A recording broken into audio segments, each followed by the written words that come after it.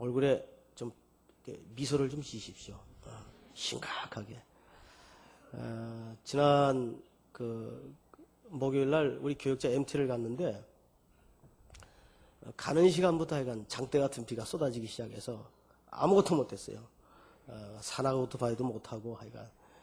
그래서 이제 교육자들하고 에이 영화나 봐야 되겠다고 이제 영화를 갔어요. 근데 그 영화 제목이 러닝 스퀘어든가요? 뭐 요즘 새로 나온 영화라 그래서 김효종 목사가 골랐어요. 아주 이상한 좀 영화인데 거기에 어린애가 하나 나옵니다. 어린애가 거의 주인공격 어린애가 나오는데 그 아이 특징이 절대 웃지 않아요. 그 애 이름이 올렉입니다. 올렉. 그래서 이제 앞으로 이제 웃지 않는 분들을 보고 제가 올렉 그럴 거예요. 올렉. 그래서 웃으십시오. 예. 저도 잘 안 웃어요, 사실. 예. 저보고 하는 얘기입니다.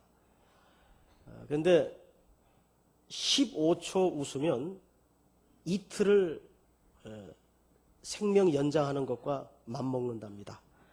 그래서 저도 설교 시간에 가능하면 딱딱한 얘기, 심각한 얘기, 짜증나는 얘기 안 하려고 그래요. 예. 여러분 요즘 그 축구 보느라고 굉장히 고생들 많으시죠. 이게 야밤에 하는 바람에.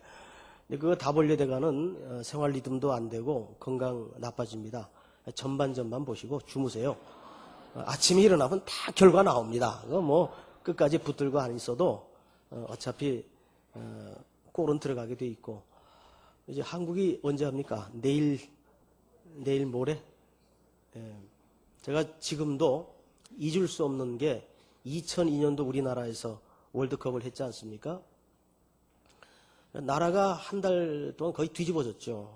또 우리 팀이 워낙 잘했고. 그래서 뭐 저희도 성역 공부하다 다 치워버리고 그냥 밥 먹으러 가고 그랬는데 기뻐서. 이탈리아하고 하는 날인가 봐요. 그 이탈리아하고 하는 날인데 최고의 명승부 아닙니까? 그때의 그 승리로 말미암아 온 나라가 얼마나 이제 난리가 났습니까? 그런데 요 우성 아파트 올라가는 길목에 찬이 문방구라고 있어요. 그 밑에 가로등이 하나 있는데 지금 나라가 동네가 다 뒤집어지고 난리가 났는데 그 가로등 밑에서 아저씨 둘이가 장기판을 놓고 뭐 뒤집어지든 상관없이 장기판 놓고 두 사람 몰두하고 있는 거예요. 야, 정말 인상 깊어요. 인상 깊어요. 독일에도 그런 사람들이 있대요. 4%가 지금 월드컵이 어디서 하는지도 모른대요. 그래. 어떤 술집에는 아예 그냥 우리는 TV 중계 안 합니다. 써붙이고 아주 뭐 마이웨이 내 갈 길 가겠다는 사람들. 이제 사회가 좀 이렇게 문명화되고 깨어질수록 그런 부류의 사람들이 굉장히 많아집니다.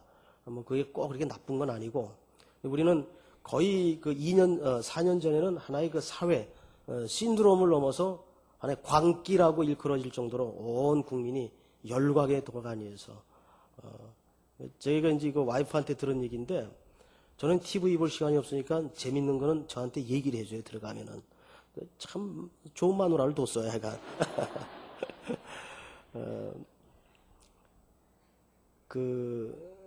어느 프로그램에서 이상한 개를 소개한 겁니다. 근데 이 개는 축구하는 장면만 TV에 나오면 경기를 하는 거예요. 이렇게 경기를 개가. 그래서 이제 개가 왜 이렇게 됐냐 그랬더니 2002년도 월드컵 때 그때도 이탈리아 전 때였나 봐요. 안정환이 이거 헤딩으로 골 넣는 바람에 나라가 이제 뒤집어졌잖아요. 그때 애가 아니라 개가 충격을 받은 거예요. 그때 놀래갖고 그 축구하는 장면만 나오면 이렇게 경기를 하는 거예요.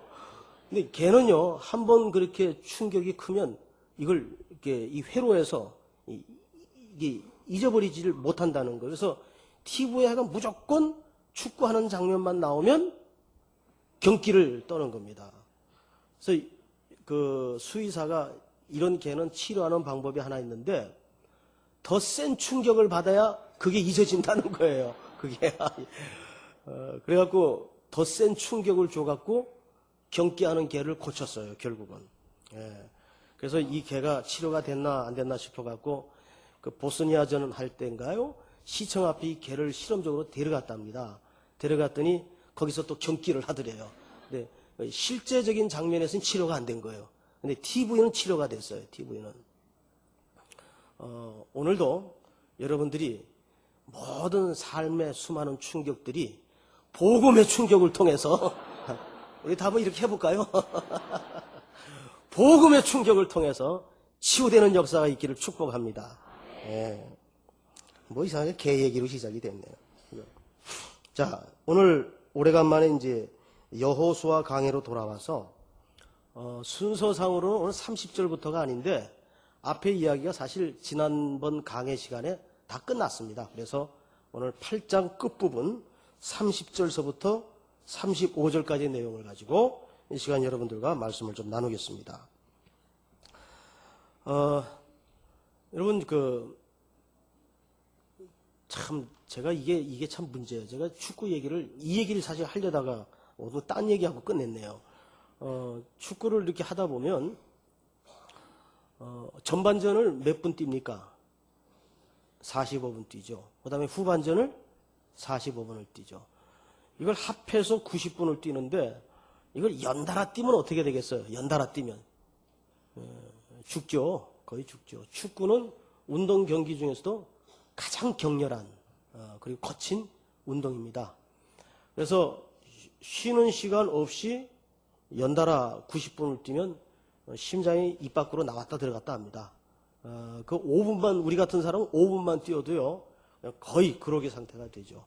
그래서 중간에 하프타임이라는 걸 둡니다. 하프타임이 몇 분이죠? 15분인가요? 15분 맞습니까? 네, 잘 모르겠어요. 오래전에 이 하프타임이라는 책을 낮은 울타리라는 출판사에서 출판을 했습니다. 저는 그 책을 2000년도 이제 몸이 아파 잠시 한 3개월 휴가를 받아 쉴 때 읽었습니다. 그 책을 쓴 사람이 잘 나가던 40대 기업인입니다. CEO죠. 정말 실패를 모르고 승승장구하던 이 40대 기업인이 외아들의 죽음을 맞이하게 됩니다. 외아들이 여름에 물가에 갔다가 물사고로 죽습니다. 근데 이 아들의 죽음이 이 사람의 인생에 엄청난 충격을 갖다 줍니다. 그러면서 자기가 40 중반까지 숨이 턱 밑까지 치고 올라오는 그거를 넘나들면서 달려오는 동안에 여기까지 왔던 시간들, 성공들, 의미들을 다시 돌아보게 됩니다. 내가 왜 그토록 뛰었나? 뭐 때문에 살았나? 이 성공이 과연 뭔가? 인생의 근본적인 질문을 아들의 죽음을 통해서 하게 됩니다. 그래서 그가 그 하프타임이라는 책을 써요. 여러분 우리나라 40대들의 그 사망률이 세계 1위죠. 이건 뭐 양보할 수 없는 1위가 되어버렸습니다. 왜 그런지 아십니까? 왜 그런지 아세요? 죽어라고 일을 하기 때문입니다. 그래서 죽습니다. 죽어라고 일을 하기 때문에. 사실입니다. 40대들 그 책을 한번 꼭 사서 보십시오. 아주 좋은 책입니다. 그런데 지금 이 여호수아 8장 30절서부터 35절까지의 부분이 여호수아서 전체로 말하자면 하프타임입니다. 쉽게 얘기하면 가나안 땅에 막 들어와서 요단을 건너고 그 다음에 여리고성의 대승리를 통해 자만에 빠졌던 이스라엘 공동체가 조그만 아이성 전투를 통해 참담한 실패를 하게 됩니다. 그리고 그 원인을 색출해 봤더니 이스라엘 역사에 아주 씻어낼 수 없는 뼈아픈 아픔이 드러나죠. 아간의 범죄로 말미암아 그 흔적이 오늘까지 남아있을 정도로 아골골짜기의 돌무더기가 되어 우리에게 증언되어지고 있습니다. 이제 그 두 차례의 전쟁이라는 격전을 치르고 난 직후입니다. 그리고 지금 이들을 하나님께서 어떤 의도를 가지고 에발산 앞에 세웁니다. 그게 오늘 본문입니다. 30절 보세요. 때에 여호수아가 이스라엘의 하나님 여호와를 위하여 에발산에 한 단을 쌓으니. 자, 여러분 저를 보세요. 무슨 산이요? 에발산. 거기에 단을 쌓도록. 근데 이 단은 말씀을 전하는 이런 단이 아니라 이 단은 정확하게 제사를 드리는 단입니다. 근데 오늘 이 에발산 그리고 단 이 내용으로 들어가기 전에 이 지역이 어딘가를 좀 같이 이해하실 필요가 있는데 이 지역이 세겜입니다.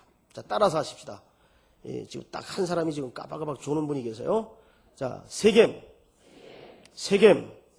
지역이 어디라고요? 세겜입니다. 이 세겜에 에발산이 있습니다.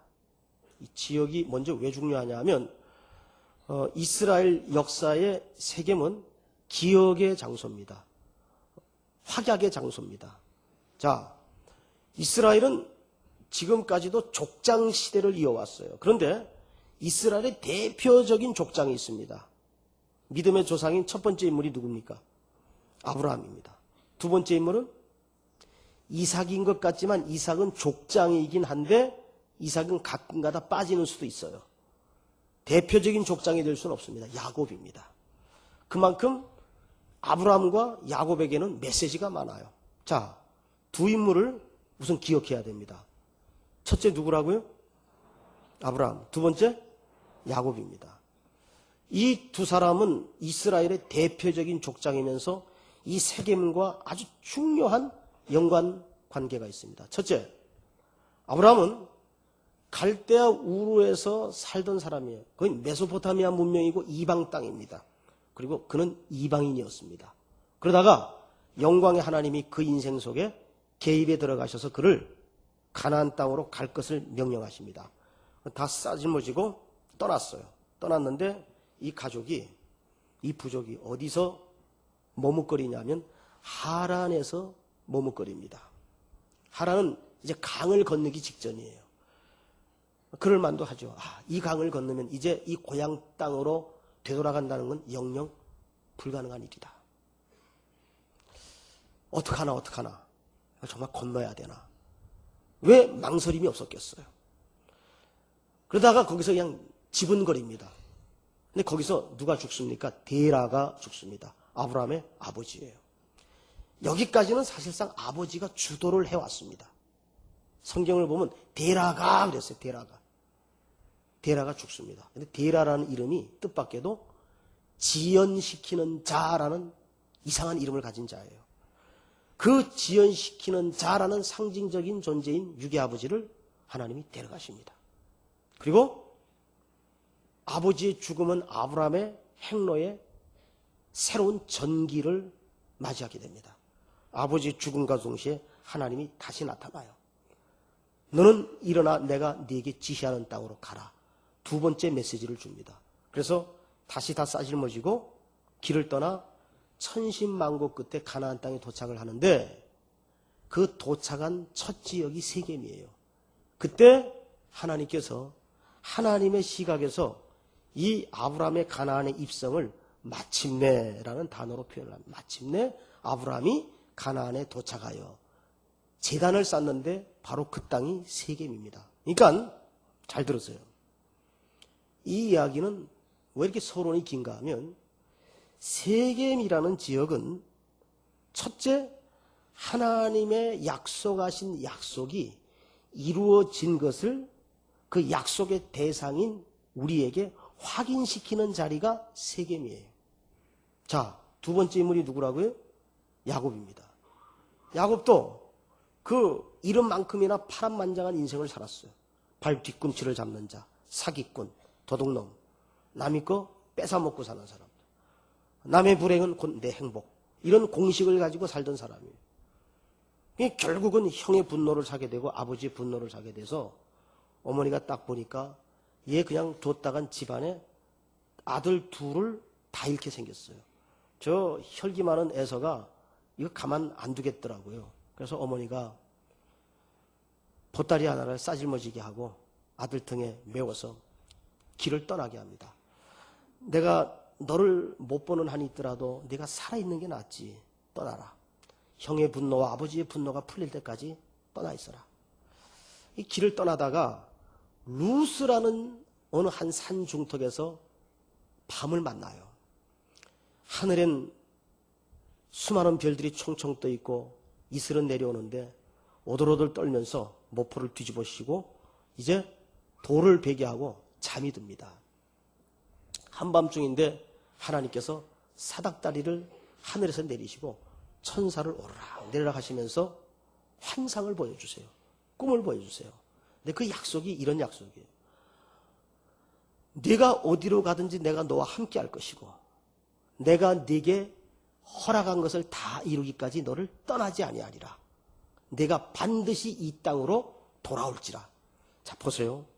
돌아오겠다는 약속을 하면서 길을 떠나게 합니다. 역설이죠. 모순이죠.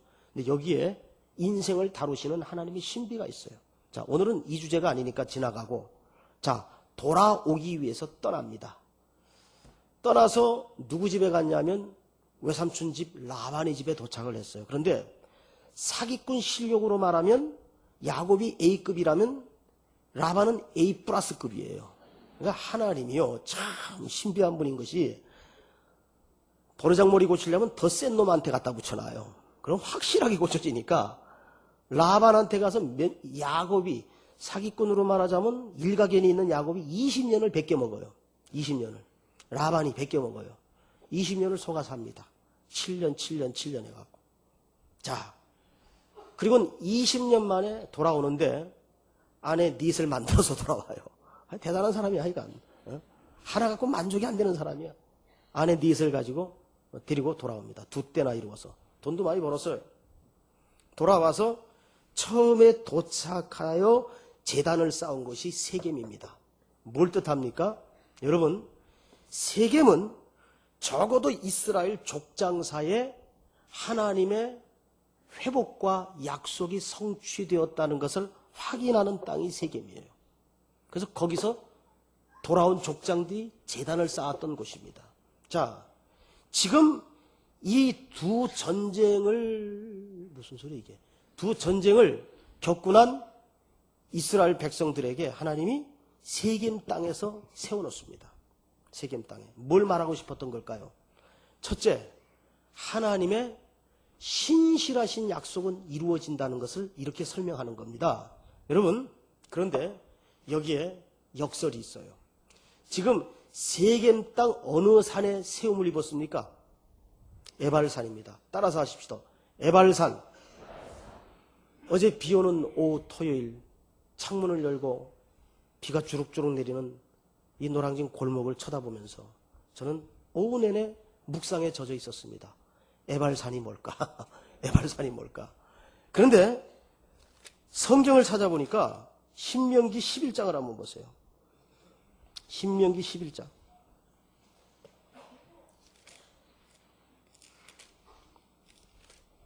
자, 우리 시온 찬양대 몇 절을 읽으시냐면 29절.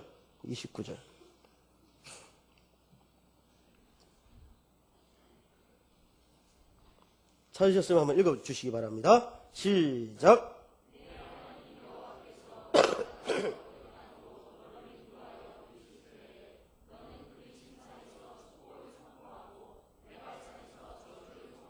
자, 우리 시온 찬양대 절 보세요. 여기 지금 모세가 이미 복음을 받을 때, 율법을 받을 때 그리심산에서는 그 땅에 들어가거든 그리심산에서는 뭘 선포하도록 돼 있어요?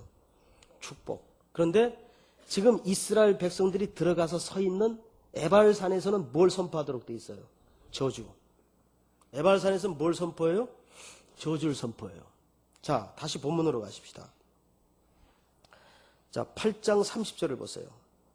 이들이 지금 분명히 어디 앞에 서 있는가 한번 보십시다. 때에 여호수아가 이스라엘의 하나님 여호와를 위하여 에발산에 한 단을 쌓으니. 자, 저를 보세요. 자, 이건 굉장히 중요한 문자로는 기록되어 있지 않는 메시지가 여기에 녹아져 있습니다. 자, 여기까지 인도한 분은 누굽니까? 그걸 세겜 땅을 통해 하나님이 확인시켰어요. 자, 여기까지 인도한 분은 하나님이라는 사실을 분명히 못 박았습니다.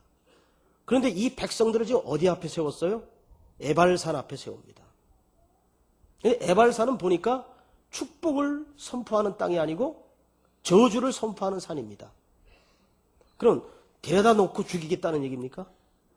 자, 여기에는 어떤 메시지가 있는가 하면, 내가 신실하신 하나님이 그 신실하심으로 이 백성들을 부르시고 택하셔서 가나안 땅까지 그 약속 때문에 이끌어 드렸지만, 여기까지 온 것이 이 백성들이 순종을 잘해서라든가 열심히 노력을 해서라든가 말을 잘 들어서가 아니라 그 뜻입니다. 이들이 지난 수백 년 동안 애굽 땅에서부터 가나안 땅에 들어오기까지 40년 광야 노중을 돌아봐도 이 백성들이 한 일은 무엇뿐이었습니까? 죽어 마땅한 짓들 뿐이었습니다. 그것이 에발산의 단입니다. 여기 이런 이중적 메시지가 있다는 걸 기억해야 됩니다. 그럼에도 불구하고 하나님이 약속 때문에, 그 조상적부터 약속한 그 하나님의 언약 때문에 이들을 이끌어 드립니다. 여기에 저나 여러분들이나 놓치지 말아야 될 구원의 중요한 그림이 숨겨져 있습니다. 우리에게 임한 구원은, 우리에게 임한 이 생명의 복은 내가 열심히 살았거나 내 쪽에 어떤 만분의 일이라도 근거가 있어서 이 자리까지 오게 된 것이 아니라는 얘기입니다. 그 첫째가 뭐예요? 첫째의 근거가 하나님의 일방적인 찾아오신 약속과 사랑입니다. 그 약속이, 하나님의 신실하심이 이스라엘 백성들을 가나안 땅까지 인도하여 들이신 겁니다.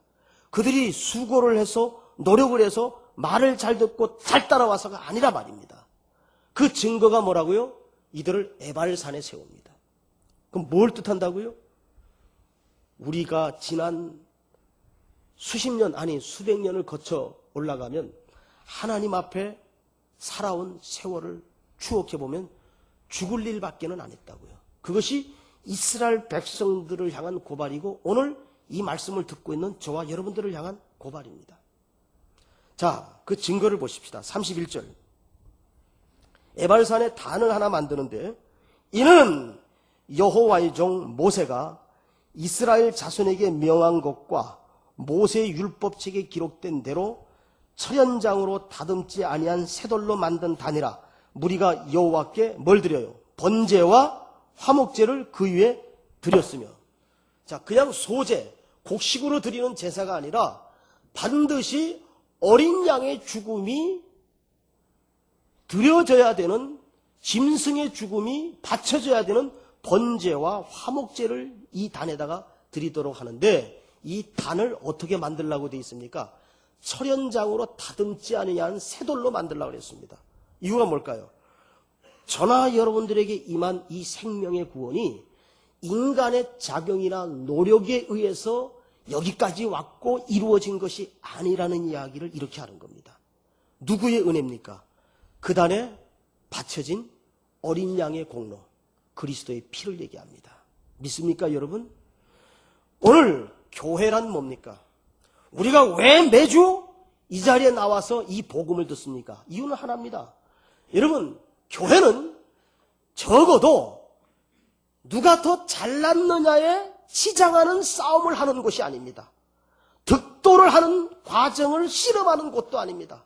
교회는 철저하게 내가 나올 때마다 하나님의 자비와 용서와 긍휼로 먹고 살 수밖에 없다는 나라는 존재를 확인하는 현장이 예배의 자리고 교회에 다녀야 되는 이유 중에 가장 첫 번째 이유입니다. 그런데 오늘날 수많은 복음들이 비틀려지고 왜곡되어서 자꾸 사람의 행위를 강조하고 사람의 공로를 치하하고 이런 일들을 해왔기 때문에 여기에서 사람의 냄새가 나고 사람의 자랑이 서로 경쟁되어지는 공간으로 변질시키고 말았다는 얘기예요. 교회는 그런 것이 아닙니다. 적어도 오늘 그리스도의 피의 공로로 저와 여러분들이 이 자리에 만났다면 하나를 우리는 결론 짓고 돌아가야 됩니다. 오늘도 우리가 이 갈보리 언덕에 2000년 전 그 갈보리 언덕에서 내 죄를 위해 죽으신 예수 그리스도의 흘리신 보배로운 피가 시간을 넘고 역사를 넘고 공간을 넘어서 오늘도 내 삶의 시작의 존재요 그거임을 우리는 또 붙잡고 일어서는 현장이 예배의 자리입니다. 그것이 에발산의 복음입니다. 이 땅에서는 저주를 선포하도록 돼 있어요. 오늘 우리는 그 저주 아래, 진노 아래 죽을 수밖에 없었던 철저한 여지가 없는 죄인임을 다시 한번 확인하는 자리가 예배의 자리입니다. 그래서 오늘도 우리는 두 손을 들고 천부여 의지 없어서 보배로운 보혈의 공로를 붙잡고 다시 일어설 수 있는 뜨거운 눈물이 가능한 자리가 예배의 자리입니다. 로마서는 그 말씀을 이렇게 소개하고 있습니다. 로마서 8장을 한번 열어보십시오. 로마서 8장.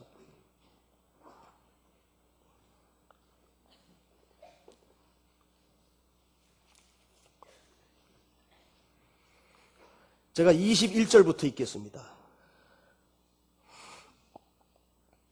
7장 21절. 그러므로 내가 한 법을 깨달았노니 곧 선을 행하기 원하는 나에게 악이 함께 있는 것이로다. 내 속사람으로는 하나님의 법을 즐거워하되 내 지체 속에서 한 다른 법이 내 마음의 법과 싸워 내 지체 속에 있는 죄의 법 아래로 나를 사로잡아 오는 것을 보는도다. 오호라 나는 곤고한 사람이로다.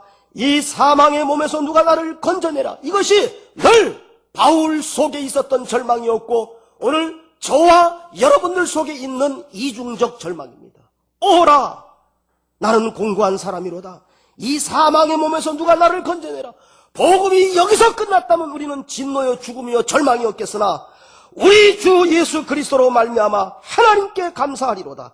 그런즉 내 자신의 마음으로는 하나님의 법을 육신으로는 죄의 법을 섬기노라. 그러므로 이제 그리스도 예수 안에 있는 자에게는 결코 정죄함이 없나니 이는 그리스도 예수 안에 있는 생명의 성령의 법이 죄와 사망의 법에서 너를 해방하였습니다. 이것이 에발산의 복음입니다. 믿습니까 여러분? 오늘도 우리는 수많은 얼룩진 영혼과 눈물을 끌어안고 내 절망을 끌어안고 하나님 앞에 또 여전히 용서를 빌고 처참한 모습으로 나와 앉아있을 수밖에 없지만은 오늘도 우리가 이 어린 양에 흘리신 모든 것을 죄 없다 하시고 멀리 우리의 죄를 던져주신 속죄의 피가 있기에 이 자리에 나올 수 있는 겁니다. 그것이 에발산에 세워졌던 희생제물이고 번제단이었습니다. 날마다 우리는 이 어린 양의 피가 내 오늘의 현실 속에 필요합니다. 우리는 끊임없이 우리 속에 더러운 것들이 올라오기 때문입니다. 악한 것들이 올라오기 때문입니다. 이것을 우리가 예배 시간마다 인정하지 않는다면 아직 복음과는 거리가 먼 인생입니다. 믿습니까? 그런데 보십시오. 그래서 다시 오늘 본문으로 돌아가십시다.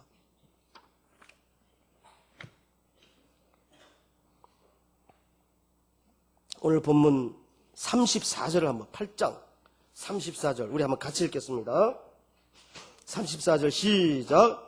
그 후에 여호수아가 무릇 율법책에 기록된 대로 축복과 저주하는 율법의 모든 말씀을 낭독하였으니. 자, 이제 이 백성들 앞에 무엇과 무엇을 뒀어요? 축복과 저주를 뒀어요. 이건 선택하라는 얘기예요. 근데 여호수아의 전체 맥락이 이겁니다. 여호수아가 하나님 앞에 부름을 받기 전에도 여호수아가 뭐라 그럽니까? 모든 백성들을 세워놓고 임종 직전에 중요한 메시지를 하나 선포합니다. 여러분, 이제 나는 하나님 앞으로 갑니다. 나와 내 집은 여호와를 섬기겠으나 너희 앞에 복과 저주를 두나니 오늘날 택하라. 자, 그러면 이게 초이스하라는 얘기입니까? 자, 여기 복도 있고 저주도 있습니다, 여러분. 자, 알아서 택하십시오. 이 얘기입니까? 성경에는 이렇게 극단적인 이야기를 말귀를 알아먹어야 이해가 되는 성경 구절들이 가끔 있어요. 자, 예를 들어서 우리가 아이들을 키워보면 이런 심정을 조금 이해가 될 겁니다. 애들이 말을 잘 들어요, 안 들어요? 예? 그 집 애들은 다 잘 듣나 봐요. 저희 집 애들은 아니던데요. 특별히 둘째.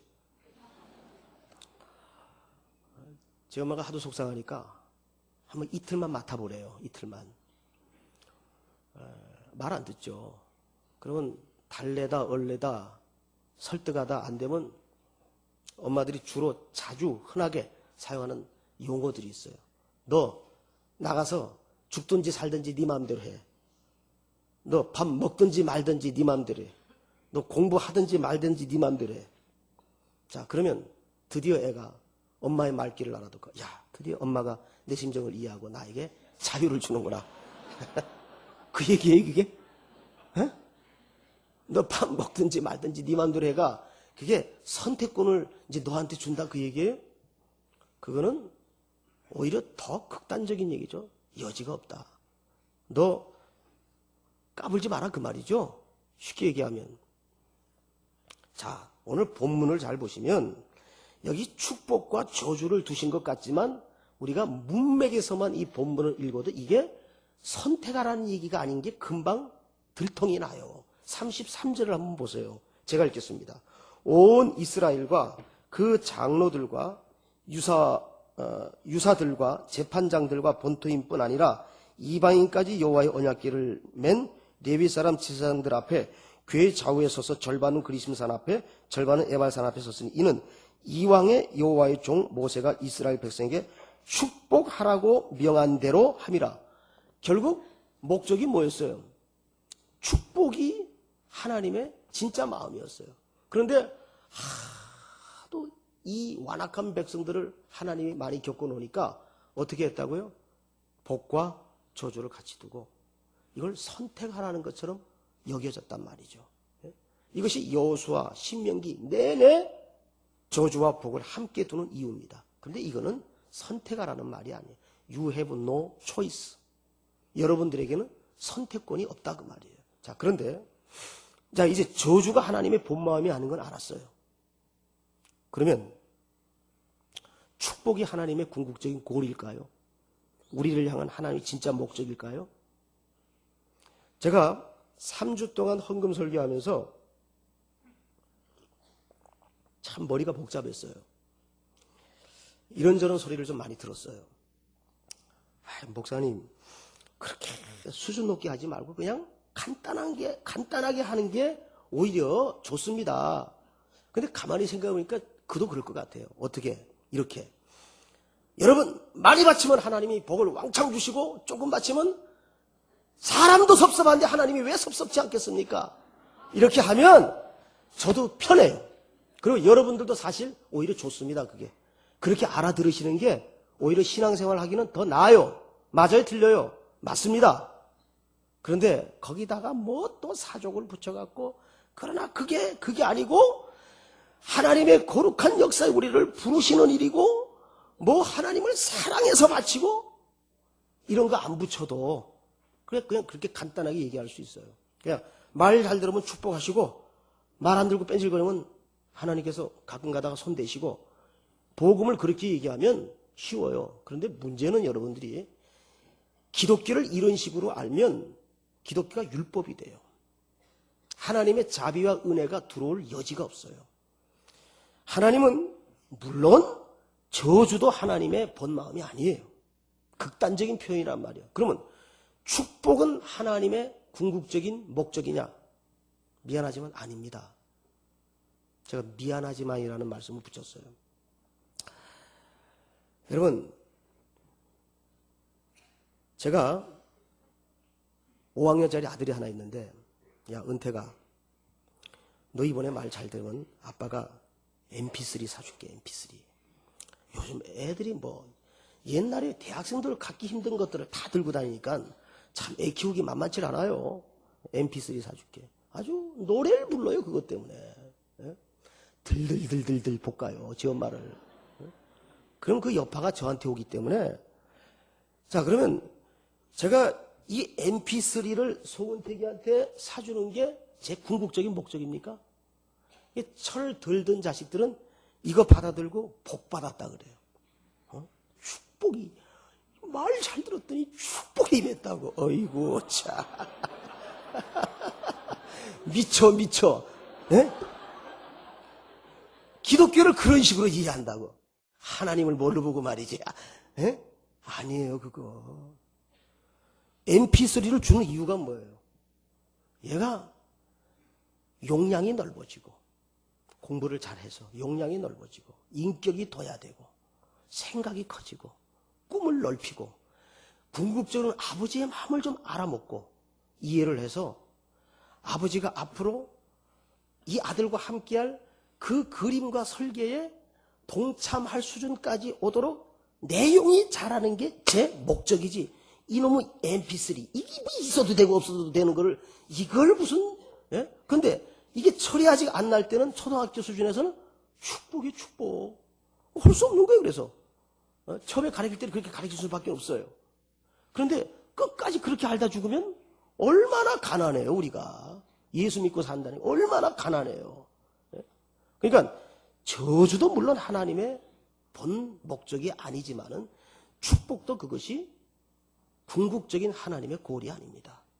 하나님은 더 관심을 갖는 게 우리예요. 여러분 이걸 생각하셔야 돼요. 에발산 위에 어린 양을 죽이셨어요. 예? 앞으로 이 가나안 땅에 복과 저주를 놓고서라도 이 백성들을 하나님이 훈련시키고 만들어갈 내용이 너무나 엄청나기 때문에. 그러니까 항상 제가 자주 드리는 말씀 중에 예수도 똑똑해야 잘 믿는다는 말이 무슨 얘기냐면 하나만 보면 십자가에 하나님이 어느 가치하고도 대신할 수 없는 아들을 딱 값으로 지불을 해놓으시더라고요. 누구를 위해서? 저와 여러분들을 위해서. 그럼 이게 머리가 조금만 IQ가 좋으면은 야 이게 간단히 끝날 문제가 아니구나. 나를 구속하시고 나를 붙잡으셨다는 사실이 이게 하나님이 이게 대충 끝낼 일이 아니구나. 내가 거기에 붙잡혀 있구나. MP3 여기에 신경 쓰지 마세요, 여러분. 이건 있어도 되고 없어도 되는 겁니다.